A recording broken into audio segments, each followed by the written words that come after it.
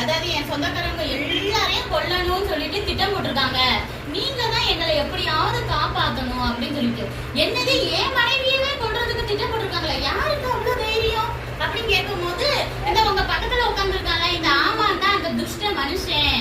துஷ்ட மனுஷன் என்னது கெட்டவன் அப்படின்னு சொல்லிட்டு ஆமான் தானே பாக்குறான்.